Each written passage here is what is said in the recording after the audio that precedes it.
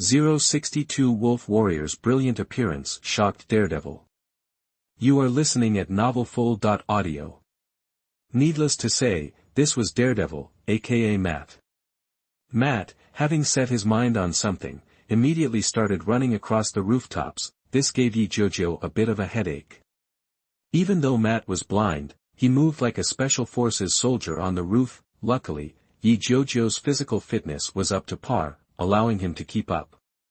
Rooftop running was essentially parkour, nothing he couldn't handle. After following Matt for about half an hour, they entered a deserted alley. Jiujiu, not detecting anything amiss, followed right behind. As soon as he entered, a dark shape swung at Jiujiu's head. The whoosh of air made his scalp tingle. The force behind the blow was considerable. Reacting fast, Jiujiu ducked, barely avoiding the strike. Immediately after dodging, he saw a stick sweep low toward his feet. He knew he was at a disadvantage. If he kept dodging, he'd face a relentless barrage, so he gritted his teeth and decided to use his superior physique to withstand the leg sweep. Hoping for a chance to counterattack, he squatted into a wide stance, planted his feet, and braced for impact. A loud bang echoed as they collided. Jiujiu didn't budge, but Matt stumbled. The recoil almost made him fall. Now it was Jiujiu's turn to go on the offensive.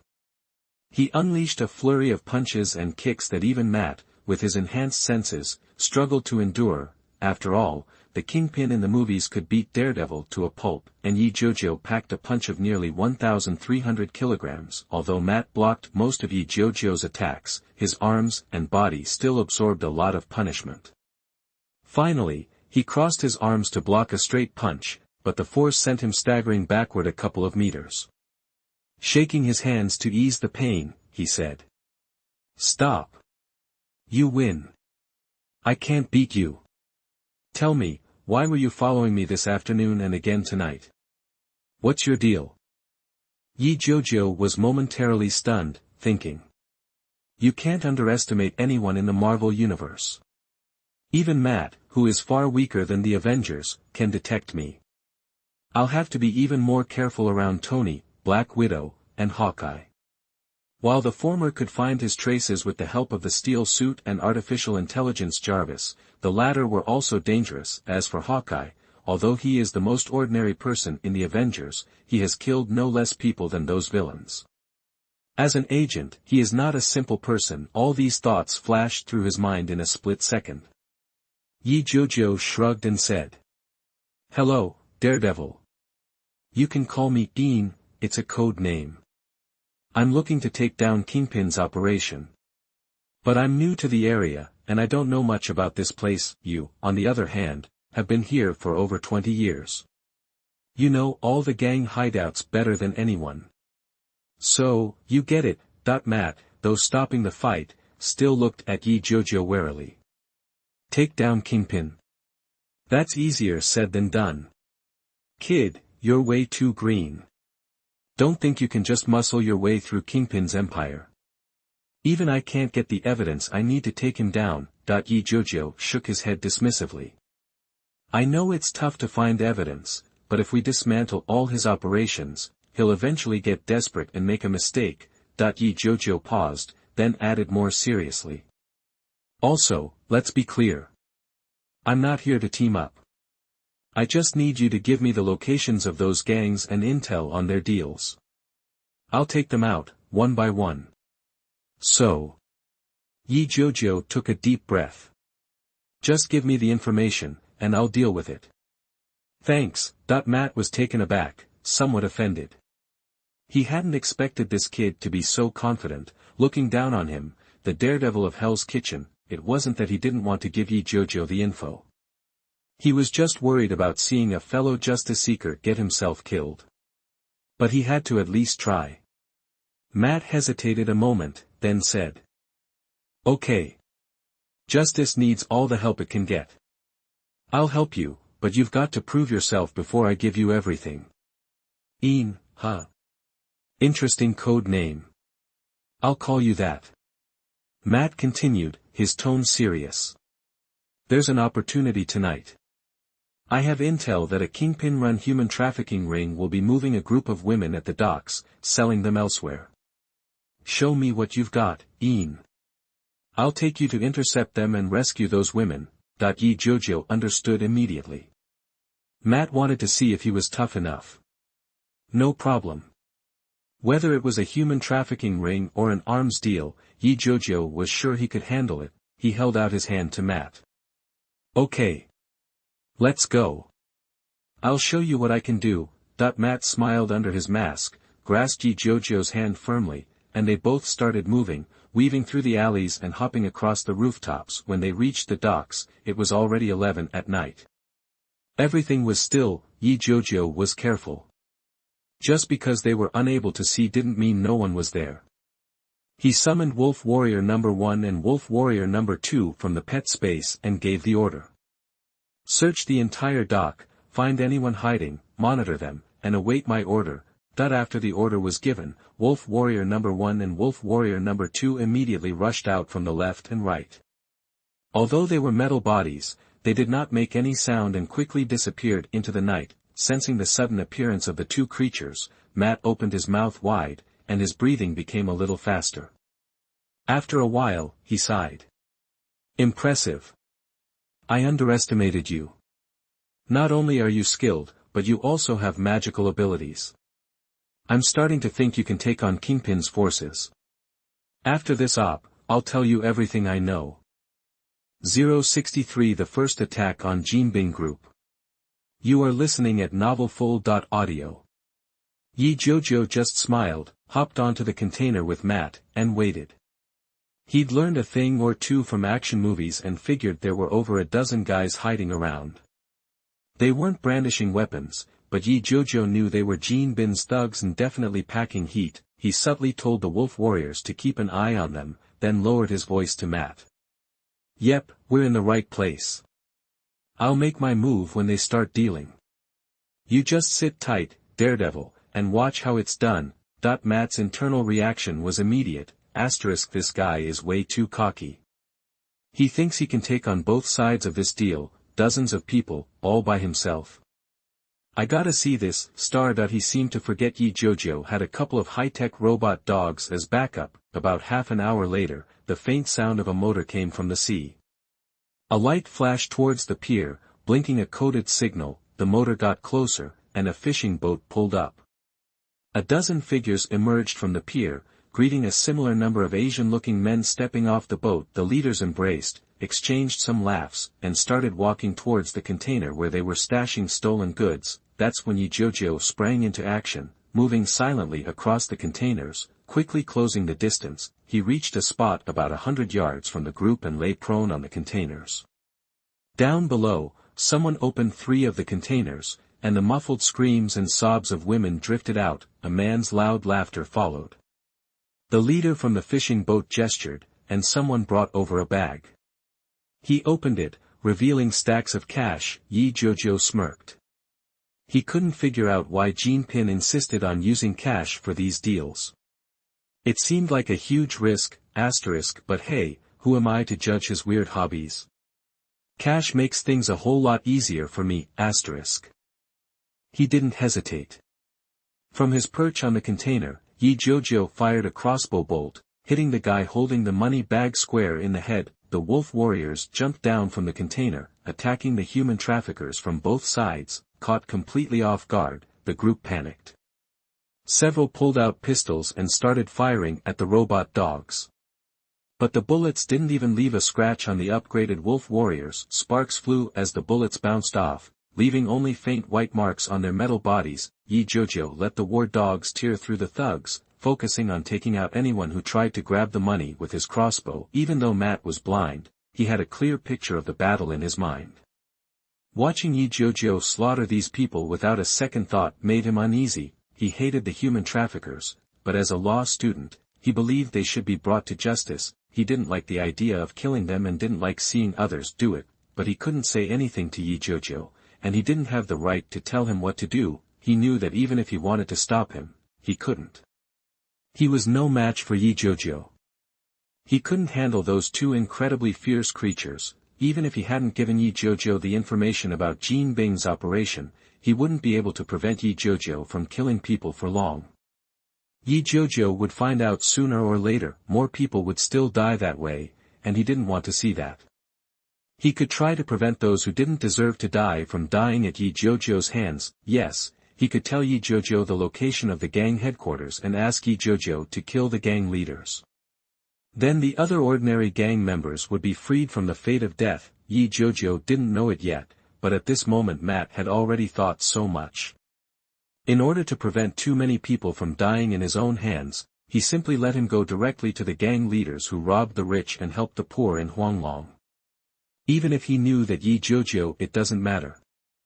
His own purpose is to rob the rich and help the poor gang leaders and complete the system's tasks. It doesn't matter whether those gangsters die or not, the battle was a one-sided massacre. These thugs weren't even soldiers. When everyone was dead, Jiujiu asked Matt to free the kidnapped women. He grabbed the bag of cash, shoving it into his inventory, and watched Matt call the cops from a dead gangster's phone. Then, they left the docks. Matt led him through the streets, avoiding cameras, and back to his apartment. Jiujiu kept his helmet on, even keeping the hood of his sweatshirt up. He waited for Matt to mark the gang's location on a map and jot down some notes based on Matt's description. Finally, Jiujiu thanked Matt, said goodbye, and left. Matt watched him go, wanting to say, "Hey, can you give me a heads up next time you're planning something? I want in." But Jiujiu clearly wasn't sticking around, so Matt bit back the words. He was definitely curious about Jiujiu, though. He wanted to know who he really was. Leaving Hell's Kitchen, Jiujiu found a spot without cameras, changed clothes, hailed a cab, and headed home. It was already past 1 a.m., he didn't even bother counting the cash. He just showered and went to bed. Unbeknownst to Jiujiu, the Hell's Kitchen police station was a total mess. Based on witness descriptions, the police were overwhelmed and had no leads. Everyone knew about Daredevil, but they just couldn't find Matt himself. No one could connect a superhero with strong skills and agility with a blind lawyer, and the other one made everyone find no clues. According to their description, the two metal dogs attacked the gangsters. 064 Parker's Invitation. You are listening at novelfull.audio. But their leader was just some dude in cheap sweats you could buy anywhere. He was hooded, yeah, but he even had a mask on under the hood. How were they supposed to ID this guy? Besides the two guys the security cam caught outside the docks, there wasn't a trace of the crew. Back at the Kingpin building, Kingpin was going ballistic in his office, smashing everything with his metal cane. He trashed computers, ashtrays, the fish tank, all while screaming, "Shit!" And damn it, that it wasn't about the piddly cash or goods he lost. He was furious that anyone dared hit his operation. This was a straight-up challenge, disrespect, and the king of Hell's Kitchen wasn't about to stand for it. After blowing off some steam, Kingpin ordered Bullseye back to find Daredevil, the guy who capped his man, and the masked dude who jacked his money. He wanted them alive, locked up, tortured until he'd had his fill, and then they could chop off their hands and feet and finish them. He even put a bounty on their heads, no expense spared. Anyone who coughed up legit intel could score 100 grand in gold. Kingpin's move set Hell's Kitchen on fire. Suddenly everyone was asking, who the hell is Daredevil? Who's the masked guy? Meanwhile, Jiujiu was dead asleep, totally clueless that Kingpin's tantrum had just triggered a hidden world quest. Host triggers Hidden World Quest 1, Eradicate the Kingpin Group. Reward, 1,000 experience and $50 million. Too zonked to even hear the system alert, Jiujiu was still sweating bullets trying to scrape together cash for his first vibranium purchase. The truth was, even if he'd cleaned out Kingpin's vaults, he still wouldn't have had the 50 mil for the quest. Later, when he saw the reward after completing the mission, he wanted to kick himself. He was so used to staring at the system panel that he wasted all that time messing with Kingpin's goons. He could have just leveled the Kingpin building and called it a day. Then again, Jiujiu was overthinking it. Even if he took out Kingpin, the system wouldn't have registered the quest as complete unless he wiped out Kingpin's entire operation. The next morning, when his alarm went off, Jiujiu knew the drill. He had to go to school. The befriend Parker mission wasn't done yet, so dropping out was off the table. Yeah, Jiujiu was planning on ditching school eventually. He'd barely made it through college in his past life, and even though he didn't amount to much, he really didn't want to study anymore, going to school, being bored all day, robbing from the rich and giving to the poor at night, and jet-setting around the globe once a month.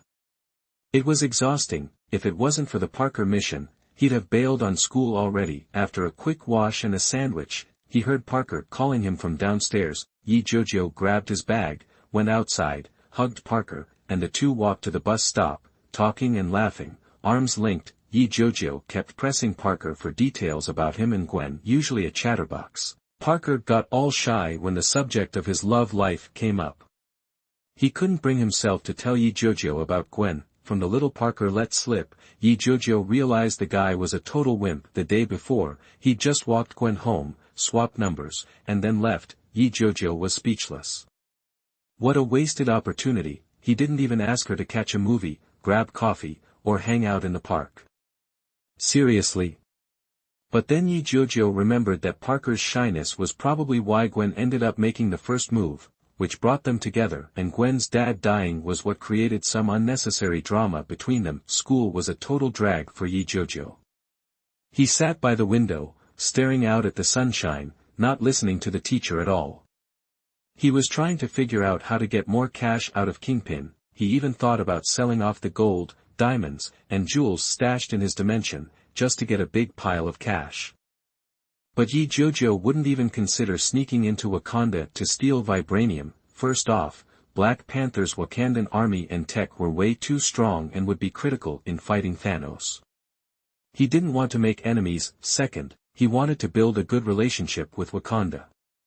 He trusted them way more than S.H.I.E.L.D., with all their political agendas. Finally, after making it through the school day, Jiujiu practically bolted home at 3:20. He reminded Parker to hang out with Gwen and use every free second to build their relationship so they could become boyfriend and girlfriend ASAP. Becoming friends with Parker was a long game, but his mission was time-sensitive.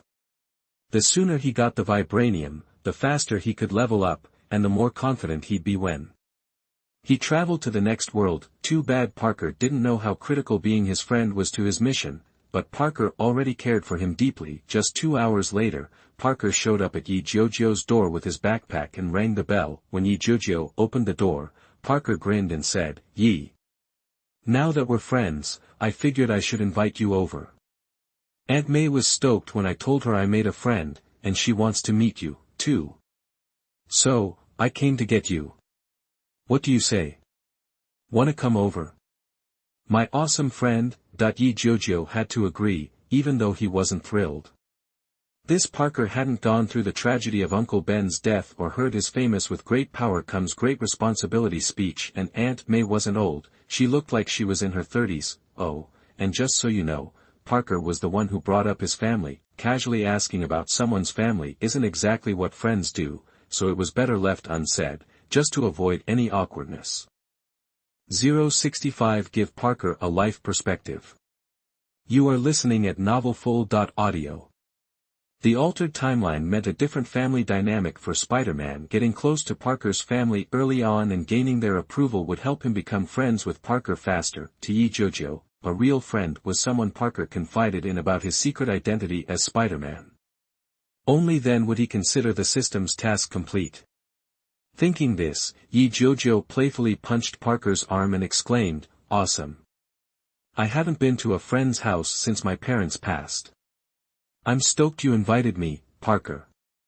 Just give me a sec to change and grab a little something, and we can head over together."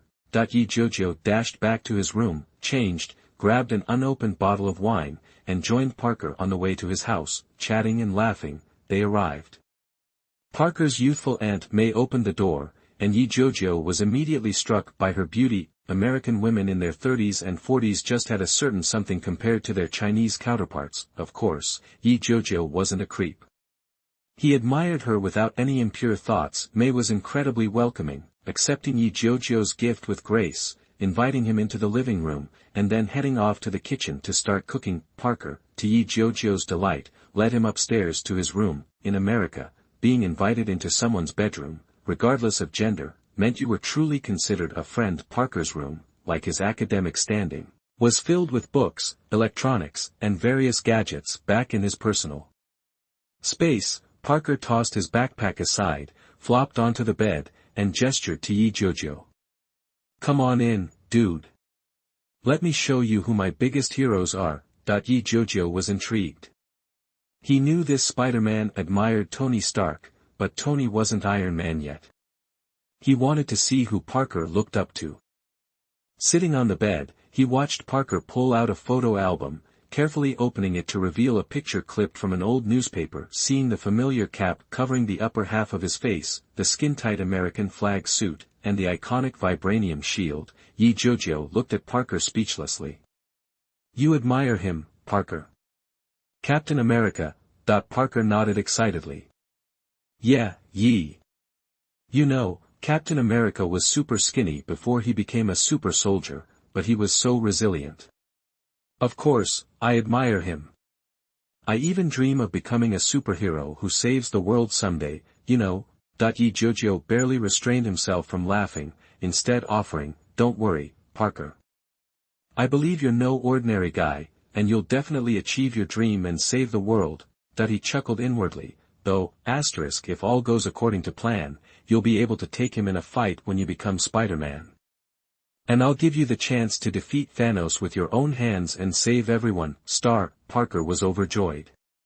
Not only did his friend Yi not laugh at him, but he also believed in him.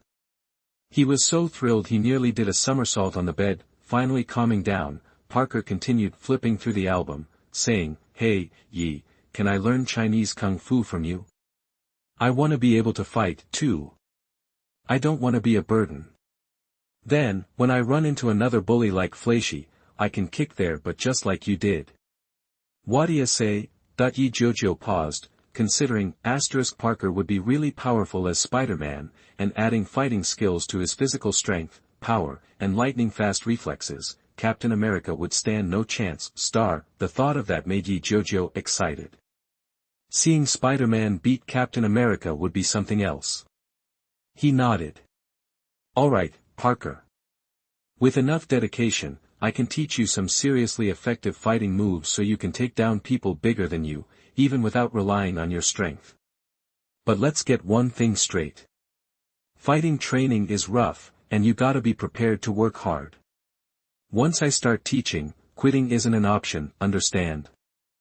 Parker nodded vigorously, agreeing wholeheartedly. After a few more pages, Jiujiu saw another magazine clipping that made him want to facepalm.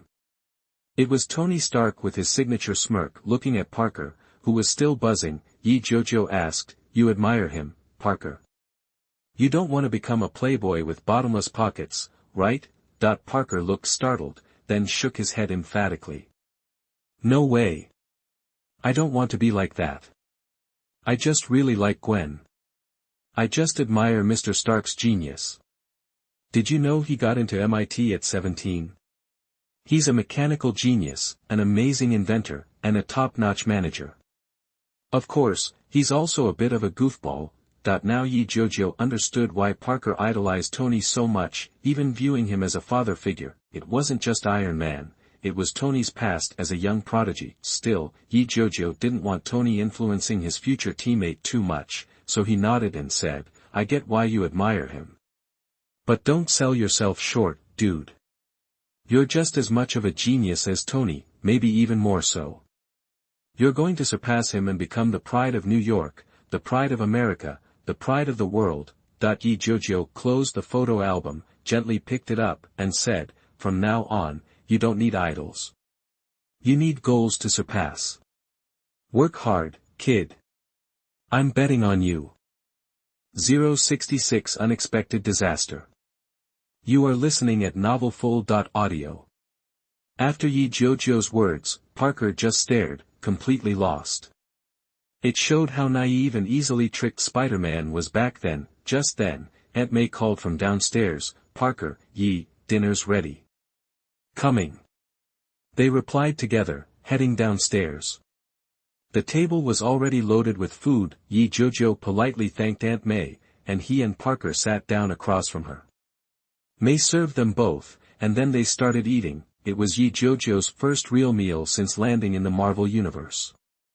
Though the food was different from Chinese cuisine, he still enjoyed it. The Parkers were middle class, so they weren't fussy about mealtime etiquette.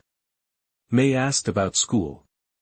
Parker, as usual, was full of energy, recounting everything that happened, except his crush on Gwen. Of course, when May heard that Jiujiu had stood up for Parker against bullies, she was happy he helped but worried about them facing retaliation. I appreciate you looking out for Parker, but you're both still young. You need to think about your own safety. Next time, maybe tell a teacher and let the school handle it, okay? Jiujiu understood. She was just worried they'd get hurt or hurt someone else. It was a common reaction, not just in America, but everywhere. Not wanting to dismiss May's concern, Jiujiu said while eating, okay, Aunt May. We will. The dinner table chatter picked up. With Parker around, there was never a dull moment after dinner. Jiujiu, seeing it was getting late, said goodbye to May and Parker and headed home to get ready for the night. Back home with nothing to do, Jiujiu took out last night's earnings and counted it. It wasn't a ton, about $300,000, but don't think that's peanuts. Even tens of thousands of dollars is a lot in the US. Hundreds of thousands could take the average family years, even decades, to save. As night fell, Jiujiu checked outside. Besides commuters and joggers, the streets were empty, just like last time. He got up, grabbed a bike from the garage, and set off for Hell's Kitchen. Tonight, his target was an underground casino owned by Kingpin. It had the biggest cash flow of all his operations, a staggering tens of millions daily. If he wanted to hit Kingpin where it hurt and dismantle his power, this was the place to start. He stopped at the same spot, stashed the bike in his pocket dimension, changed into his sweats, put on his helmet and mask, and slipped into Hell's Kitchen. To get there fast, Jiujiu cut through a dark alley. Suddenly, someone jumped out of the shadows.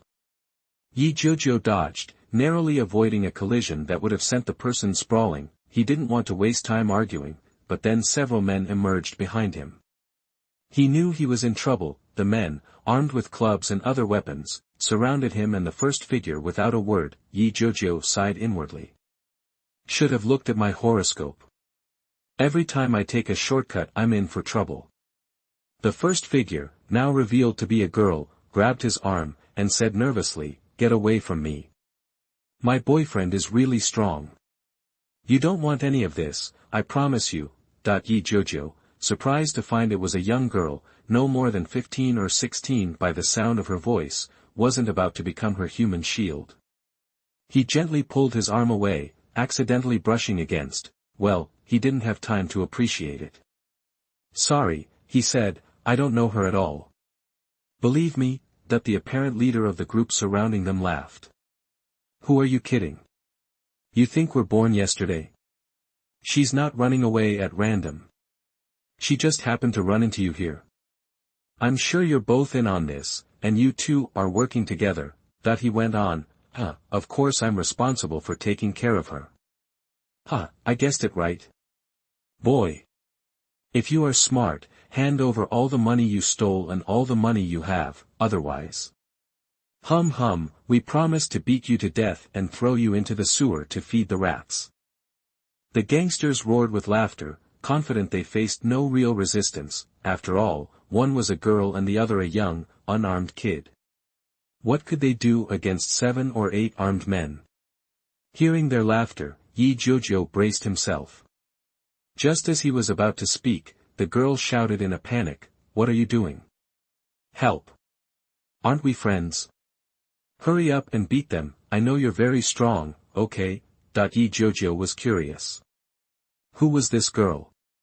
She sounded like she knew him. The circle of gangsters tightened, clearly intent on violence. He was out of options. Jiujiu moved, exploding into action.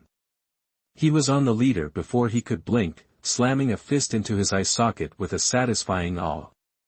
Then, he moved with blurring speed, 3 punches, 2 kicks, and the rest of the goons were on the ground. The girl wasn't helpless either. Thin as she was handling 2 or 3 guys with her backpack. 067 vibration female Skye. You are listening at novelfull.audio. After taking down the thug, Jiujiu leaned back, arms crossed, and watched the girl handle the other three without jumping in. She swung her backpack, hitting the thugs and making them stumble. "Hey, tough guy," she called out to Jiujiu. "You gonna just stand there while I'm fighting three dudes? Maybe lend a hand." Jiujiu, wanting to get this over with so he could question the girl, quickly dispatched the remaining thugs. Now, all 7 or 8 were out cold. He glanced around, grabbed the girl's arm, and steered her down the alley. She seemed ready for this, following him without a word. Once they were out of the alley and in a more private spot, Jiujiu let go of her arm, turned, and demanded, "All right, who are you? What do you know? And why did you lead those guys to me?" The girl rubbed her wrist, wincing. "I know you're the one Kingpin's looking for. And I knew you'd be coming this way. As for the thugs, you gonna believe it was a coincidence?" She grinned sheepishly. "Seriously, it was. I was actually looking for you, but I ran into some guys I'd ripped off earlier. They recognized me and gave chase, and well, here we are." She shrugged, playing innocent. Jiujiu figured the girl knew he was the one who messed with Kingpin's operation the night before, and that she'd come to intercept him. "But why? Enough with the bull. What do you want? I don't do lies, so give me your real reason for being here. Otherwise, I'm not above shutting you up permanently." The threat didn't faze her. She just rolled her eyes. "Whatever, tough guy. I ain't scared of you." Though she said it softly, Jiujiu heard her. He tilted his head, the emotionless mask suddenly visible, which startled her. "Don't get all worked up. Look, I only heard about you after Kingpin put out a bounty. I'm a hacker, a pretty damn good one. You're good at staying hidden, but without me, you'd never have found the guy who robbed Kingpin." Under the helmet, Jiujiu's face twitched. What is this, a Marvel crossover? He thought. Skye couldn't see his reaction. "By hacking into the security cameras, I tracked you and Daredevil and found your escape route. Then I hacked more stores to see you pop up here tonight, figured out your path and waited in the alley. Luckily, you're as good as I thought, and you took them all down." After hearing Skye's story, Jiujiu was seriously worried. Not about her betraying him, but about other agencies finding him the same way. They wouldn't have to hack anything, they could just knock on doors. Is my cover blown? He wondered. Skye, sensing his worry, tried to reassure him. "Relax. With me around, you don't have to worry about being exposed. I've wiped the videos of you. Nobody can trace you. I'm here to help you take down Kingpin for good." Jiujiu was relieved but also confused. Why was she so set on taking down Kingpin? And if she knew about Daredevil, why wasn't she working with him? Daredevil had already gone up against Kingpin's organization. "Why me?" he asked. "I'm not the only one opposing Kingpin. Why choose me?" Skye scoffed. "I can't stand the other guys. They call themselves heroes and fight evil, but what's the result? How many of the criminals they put in jail have really changed? The gangs are still there, controlled by the same people. You're different. From the docks, I can tell you don't pull punches with the bad guys. You're the only one who can completely dismantle Kingpin's operation. That's why I want to team up. I might not be a fighter, but I can provide the intel and technical support to let you deal with Kingpin without looking over your shoulder. So, what do you say? Am I in?" Jiujiu considered this. Skye's skills are undeniable. Besides Jarvis, no one compares when it comes to tech. Teaming up would definitely be beneficial. The upside is that Skye can monitor Kingpin's movements and provide technical support. The downside is her lack of combat skills. If anyone figures out she's working with me, they could grab her and find me. After a moment, he decided to cooperate. The pros outweighed the cons. And if there was a risk of exposure, he could keep Skye behind the scenes. 068 New partner. You are listening at novelfull.audio. Okay. I'm in. You can work from the shadows, feeding me intel and tech support. But first, do you know who I really am? TWKN Google search, Skye chuckled, your real identity. Hey, if you took off that helmet and showed me your face, I wouldn't complain.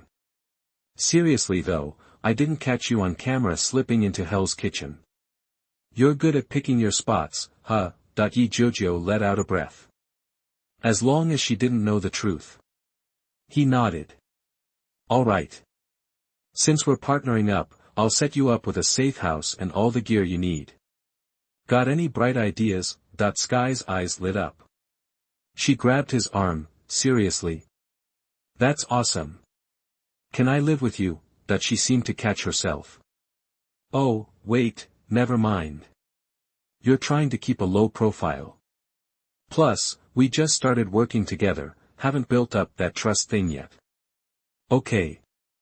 I'll pick the location, find someone to buy the equipment, and you just foot the bill. Jiujiu was struck by how pretty Skye was. She was mixed race, with both Chinese and American beauty. Perfect features, long hair. She was only 15, so her figure wasn't fully developed, but she was already a knockout. Living with a girl like that would be nice, but it wasn't the right time for anything more. He needed to understand her better, decide if she was trustworthy before bringing her in close. Besides Parker, he needed a reliable team to face Thanos. Skye could be the one. Tonight's action was off. He'd get Skye out of Hell's Kitchen, put her up in a hotel, give her enough money, and then resume his operation later. Grabbing her hand, he said as they walked, we're calling it off for tonight. I'll get you a place to crash, leave you money to buy the stuff you need. We'll pick this up later when you're ready. Skye felt a warmth spread through her. It had been a long time since someone had looked out for her. She knew he already had a target, but he was calling it off for her safety. He cared. That made her happy. After leaving Hell's Kitchen, in an alley outside a hotel, Jiujiu pulled out a bag of 300,000 me gold, actually from his space, handed it to Skye, and said, here's 300 grand in cash. Stay here tonight. Find a place to set up shop tomorrow and buy your gear. Give me a way to reach you, and I'll let you know when we're back on. Skye didn't take it as being overly cautious. She took the bag, pulled a cell phone from her backpack, gave it to Jiujiu, and said, this is a special comms phone, works like a walkie-talkie. Just wear headphones to talk to me. Don't worry, I'll get everything done tomorrow. When you go out again, I'll be in Hell's Kitchen, in control of the cameras and giving you tech support. Bye. She picked up the heavy bag, shouldered her backpack, and walked into the hotel without looking back. Watching Skye go, Jiujiu couldn't help but think how independent and confident she was for just 15.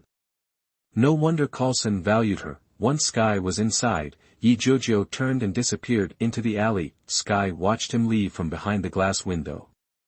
I'll find you, she whispered. No matter how careful you are. I'm the best, Skye.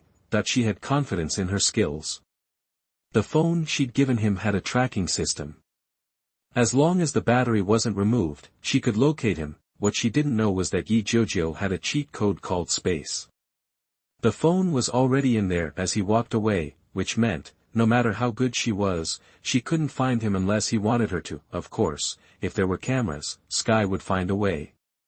But that would take time. After saying goodbye, Jiujiu changed clothes in the alley, got on his bike, and wove through the back streets before heading home. After a quick shower, he lay in bed, rethinking how to use Skye's tech support to more accurately combat Jinbing's dark transactions. After a quiet night, he went to school with Parker as usual. He felt a shift in their friendship since the previous night. They were just friends before, but now they were growing into close friends who could talk about anything. But the system still didn't recognize the task as complete. He knew he had to wait until Parker got bitten by a spider and confided in him about his secret. After school, Jiujiu felt more tired than after a fight. He went home with Parker and said goodbye. Bored, he downloaded Chinese recipes and got ready to experiment with cooking to satisfy his cravings. He was so tired of fast food that he had to cook himself. With the recipes in hand, he burned and lost a lot of ingredients, but he finally made a dish that looked good: twice cooked pork. 069 Looting a casino. You are listening at novelfull.audio. That night, he hopped on his new bike and headed back to his usual spot.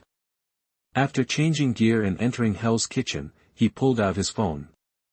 At the same time, Skye, who was holed up in a warehouse, got an alert that Jiujiu was online. Checking his location, Skye frowned, muttering, "He's being too careful. Blocking my tracking system. I'll find you eventually." She put on her headset, took control of the security cameras around Jiujiu, and waited for him to contact her. After a while, watching the green dot representing Jiujiu enter an alley, she heard his voice. "Skye, from now on, no names. I need you to give yourself a code name." "I'm Ian, you can call me that." Impressed by his caution, Skye responded, "Okay, Ian. Got it. What's my code name?" "How about God?" "Just kidding, call me S." Jiujiu rolled his eyes inside his helmet. "Alright, S.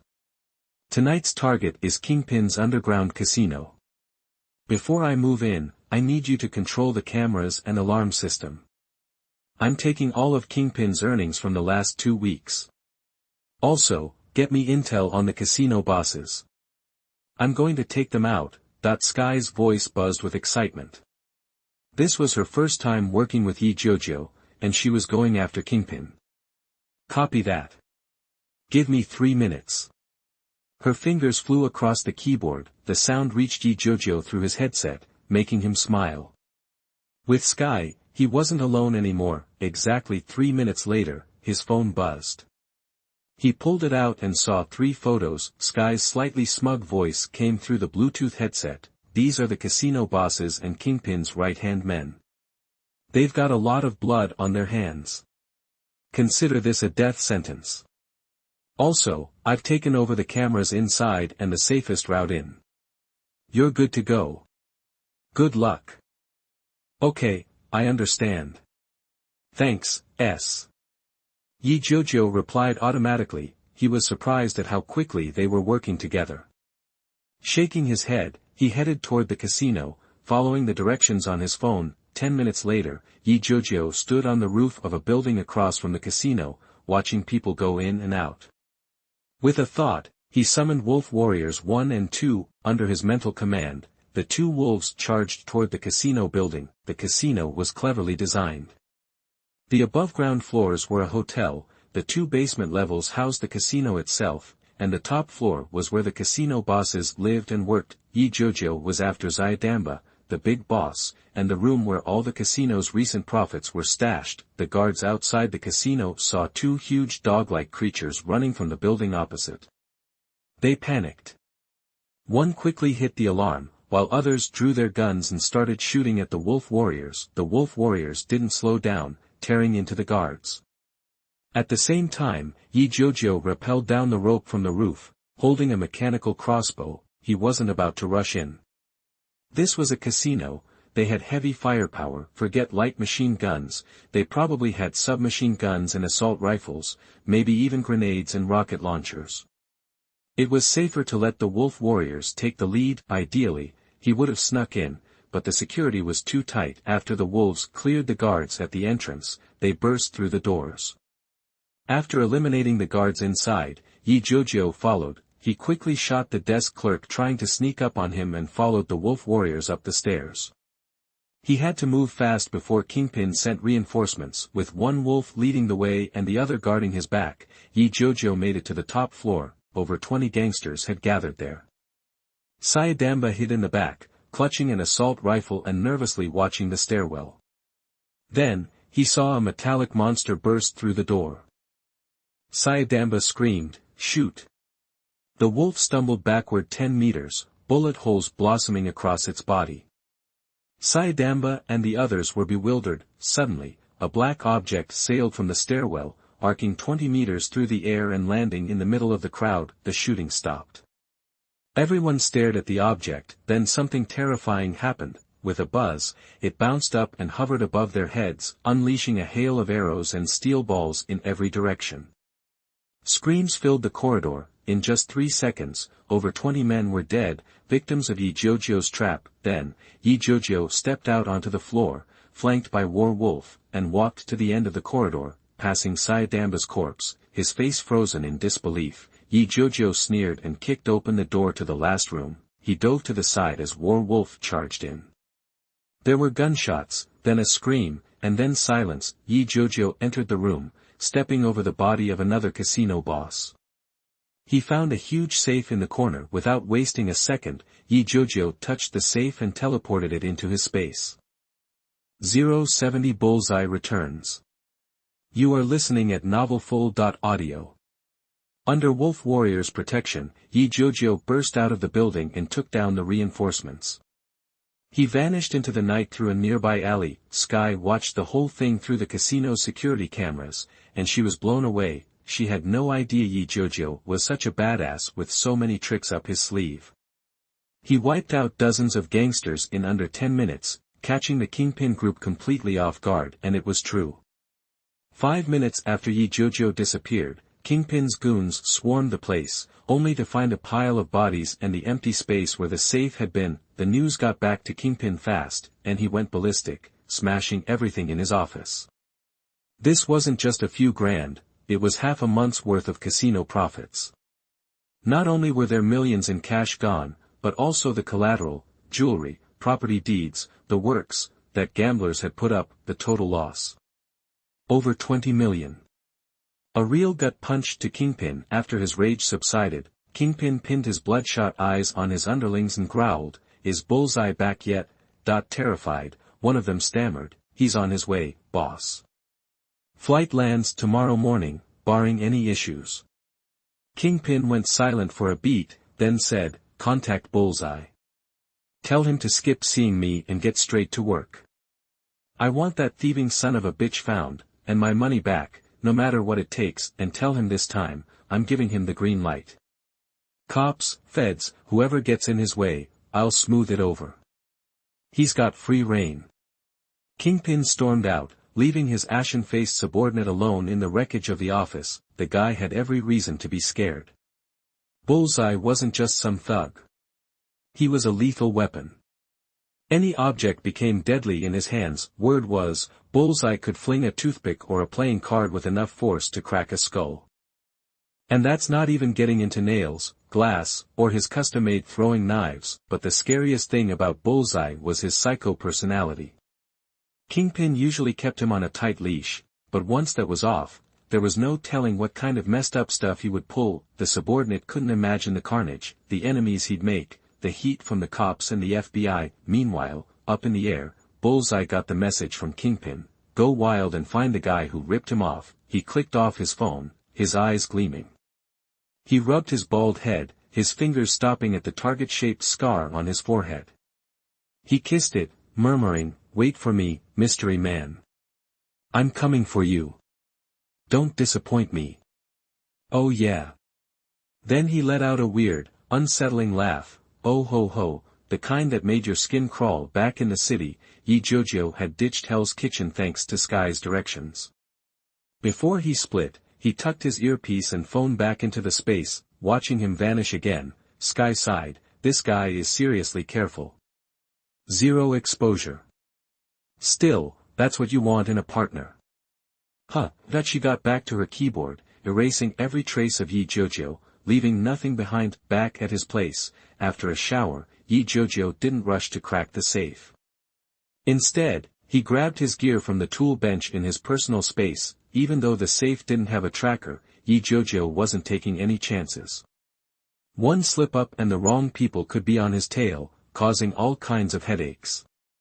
Until he was strong enough to scare them off. Being careful was the name of the game. Inside the safe, neatly stacked, were piles of Benjamins, over 11 million in total.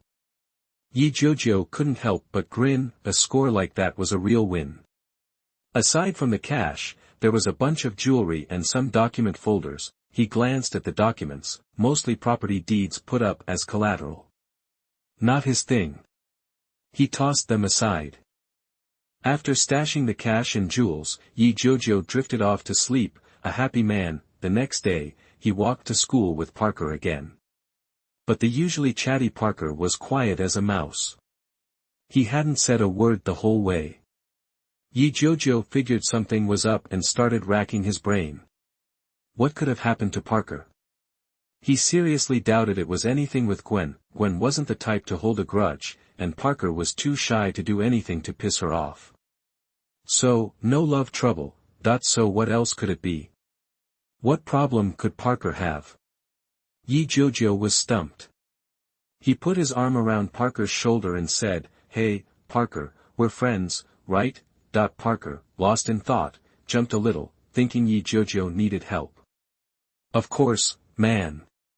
We're best friends." Jiujiu nodded, looking him in the eye. "Then if you're having a hard time, you can talk to me. Maybe I can give you some advice or help you out. Can't promise anything though." Parker's face lit up for a second, but then his troubled look came back. He hesitated. I am okay, really. You don't have to worry about me." That just confirmed it for Jiujiu. Something was definitely wrong. "No, that's not right. Something's up, Parker. You're acting totally different. This isn't you at all." 071 The Birth of Spider-Man. You are listening at novelfull.audio. Hearing that, Parker was quiet for a minute, then sighed. "Man, I don't even know what to think. Get this, I was digging around in the storage room yesterday and found my dad's old briefcase. Inside was a newspaper clipping with my dad, Richard Parker, standing next to this doctor, Kurt Connors." He paused. "You know, my parents died when I was 6. Just, gone. I miss them like crazy, and I really want to know what happened back then." He stopped again, then continued, "I looked Connors up online. Turns out, he's a biological scientist with the Osborn Group, just like my dad was. I'm torn, you know. Should I go see him and ask about my parents?" Jiujiu knew this was Parker's chance. He had to push him to find Connors, get bitten, and become Spider-Man. "Look, you know who he is and where he works. I think you should head over to Osborn and talk to him face to face. I mean, come on, you're his son. You have every right to ask about your folks. Nobody can fault you for that." Parker's eyes lit up. He looked straight at Jiujiu and asked, "Really? You think I should go?" Jiujiu nodded firmly.